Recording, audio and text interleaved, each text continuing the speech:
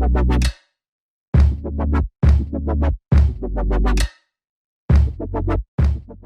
good people, selamat datang di Geraha Investor. Di zaman modern ini, banyak sekali orang yang menggunakan berbagai macam cara untuk menghasilkan uang tambahan secara instan. Salah satu contohnya, berani merogoh kocek untuk terjun ke dunia investasi dan menaruh uang ke dalam sebuah perusahaan atau unit usaha orang lain dengan kesepakatan bagi hasil. Namun, enggak sedikit orang yang awam pun mulai penasaran hingga tergiur melakukan investasi tanpa mempelajari resiko yang akan ditanggung. Berinvestasi memang menarik, tapi ada baiknya kamu pastikan dulu apakah kamu termasuk orang yang sudah layak berinvestasi atau belum. Nah, berikut adalah kondisi yang membuat seseorang belum boleh berinvestasi.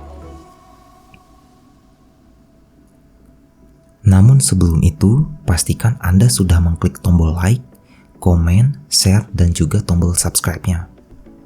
Yang pertama, kamu nggak punya uang sama sekali. Untuk memulai investasi, sudah pasti kamu harus memiliki modal terlebih dahulu. Besar kecilnya modal tentu bisa disesuaikan dengan instrumen yang akan digunakan. Uang yang digunakan harus uang yang menganggur atau uang yang memang enggak digunakan untuk kebutuhan hidup sehari-hari.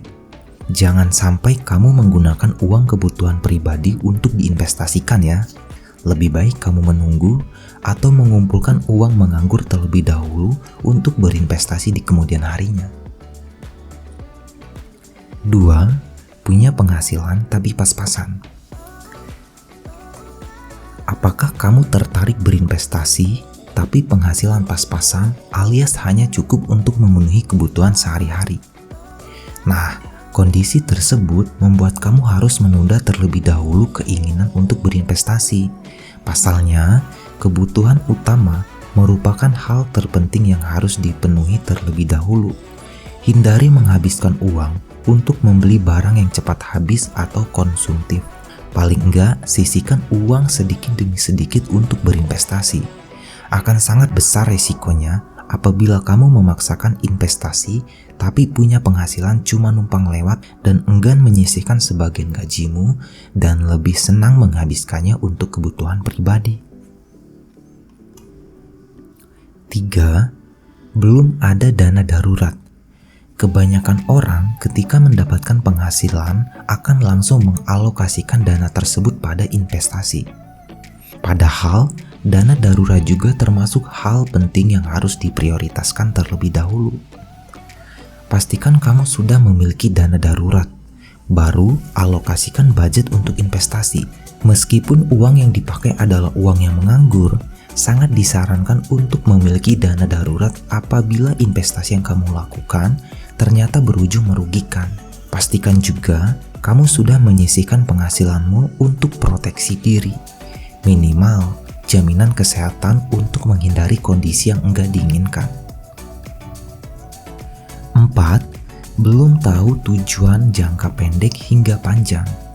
Biasanya, investor pemula enggak punya tujuan yang jelas dalam berinvestasi. Apalagi hanya ikut-ikutan dan enggak ngerti instrumen yang digunakan untuk berinvestasi.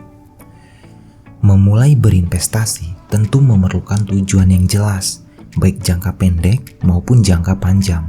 Tentukan terlebih dahulu apa yang ingin kamu capai dari investasi tersebut.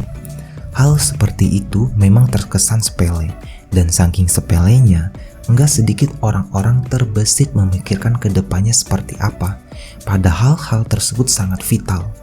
Jika ingin berinvestasi, ada baiknya kita memikirkan ke depannya.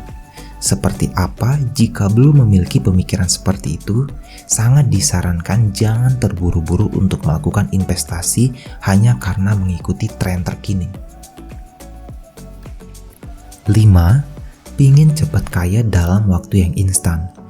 Enggak sedikit orang berinvestasi karena dipandang bisa cepat kaya.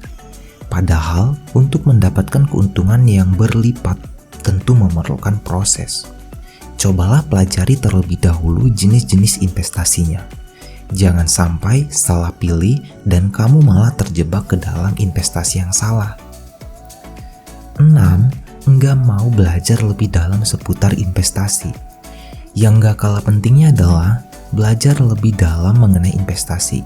Dengan pengetahuan yang kamu miliki, kamu bisa menganalisa dengan matang semua keuntungan maupun risiko yang akan mungkin terjadi.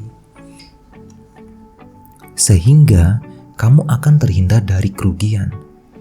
Jika sudah betul-betul memahami seputar ilmu investasi, maka kamu bisa leluasa mengetahui mana investasi bodong dan mana investasi yang real. Terakhir nih, belum ada proteksi diri. Proteksi diri kamu minimal dengan jaminan kesehatan, agar kamu terhindar dari kondisi yang tidak diinginkan. Nah, itulah 7 orang yang belum boleh berinvestasi. Kalau kamu termasuk orang yang disebutkan di atas, jangan nekat investasi ya. Sekian dari saya ucapkan terima kasih dan sampai bertemu pada video selanjutnya. Happy watching dan salam sukses untuk kita semua.